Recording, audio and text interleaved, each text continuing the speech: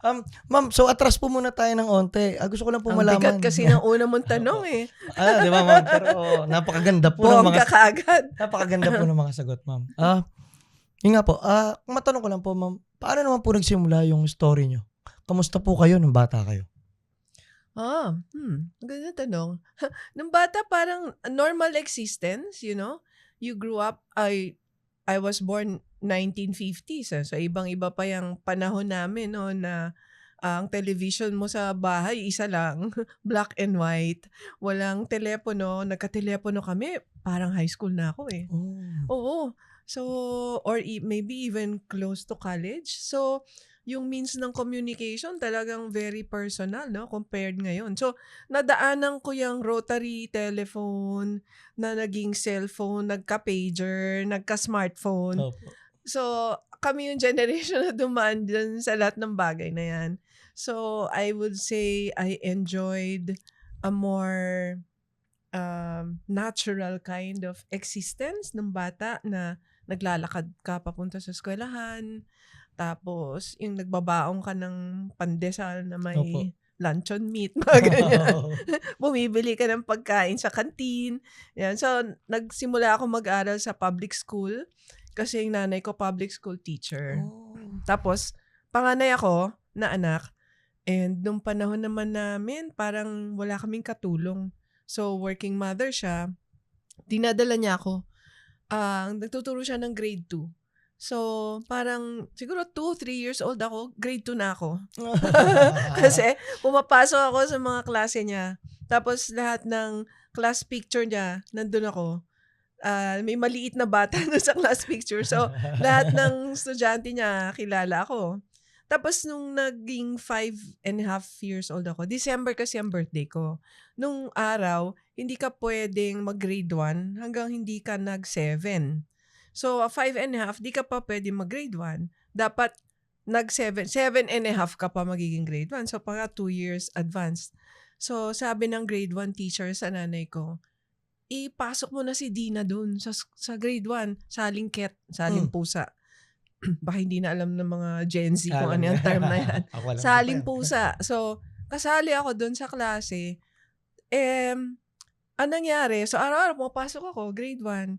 At the end of the term, ako yung first honor sa class. So, nagtuloy-tuloy na ako sa pag-aaral. Pero, so parang advanced ako sa age, no? Ang nangyari lang, when I was 5, because nga my mother was a teacher in the school, public school ito, hindi ko alam, nabully ako ng teacher ko nung grade 5. Sabi niya sa akin, di ka naman magaling Kaya ka na nagkaka-honor kasi yung nanay mo, teacher. Grabe yan, no? Oo. So, natakot ako sa kanya. So much so na nagkasakit ako. Kasi hindi ako sabi na naiihi ako, I wanna go to the toilet. Takot ako magsabi nun. Opo. So, nagkasakit ako sa kidney. Dahil napipigil ko yung aking pagwiwi. Opo. So, I had to take parang a medical leave from school. Na ospital ako kasi ginamot ako. Tapos sabi ng nanay ko, huwag ka na dyan bumalik sa school. Stop ka muna. Anyway, maaga ka naman nag-start. So, tatama. Kumbaga, sasakto rin yan pag-graduate mo. So, tumigil ako mag-aral. And nung time na yon, ang ginagawa ko na lang, hinahatid ko yung bunso kong kapatid sa health center kung saan siya preschool kasi wala pa namang kinder nung araw. So, may parang school doon sa health center. Nag-a-attend siya. So, inahatid ko siya, hinihintay, sinusundo. So, yun. Tapos next nun, lumipat na ako sa ibang school. Private school for girls na Catholic. So, doon ko na natapos yung elementary and high school.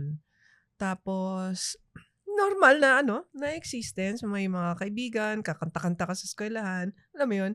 Nag-perform sa mga medyo musical yung family ko Mga kapatid kong lalaki, mga band members. Banda rin po ako. Vocalista rin po ako. Ayun. So, mahilig kami kumanta sa pamilya namin. Lahat kami musically inclined. Marunong ako magpiano. Nagbabasa ako ng notes. Tapos, marunong din ako mag-gitara. Self-taught naman ako sa gitara. So, yung isang kapatid, Grabe ma'am, drummer. musikero pala kayo. Kaya pala. Okay. Naiintindihan ko bigla ma'am. Okay. Oo. So, yun. Tapos, after high school, nag-aral ako sa UP. Doon ako nag-college sa Los Baños. Oo. Ano pong course? Statistics. Wow. Galing no ma'am. Nasa mundo kayo ng spirituality, ng yoga and all. Pero statistics ang tinapos niyo. Oo. Actually, na-shock din ako. So, parang hindi ko rin in-expect kasi I never considered myself in the mystical Opo. side. So, I was more logical, mental. Yeah. So, iba din yung approach ko siguro sa pag-search ng aking, kumbaga, where I will find meaning. So, hindi siya yung typical na nagpunta sa mga iba-ibang, mostly during my time, alam mo na, yung mga hallucinogenic substances. Yes.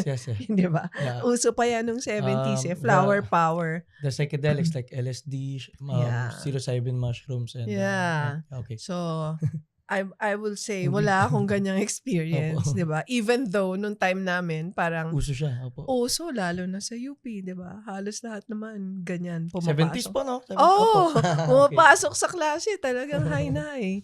So, yan lang yata yung hindi ko na-try, Opo. na bisyo. So, nadaanan ko rin yung iba. So, I had, I would say, a normal life. Hindi ako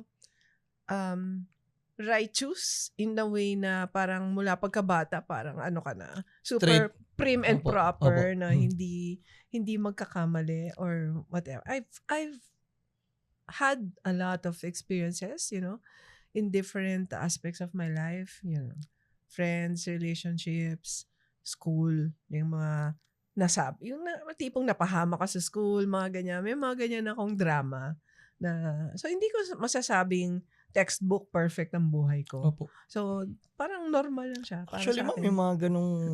yung mga ganong experiences naman yung nagbibigay din ng wisdom sa atin. Correct. Nagiging mas well-rounded, ano?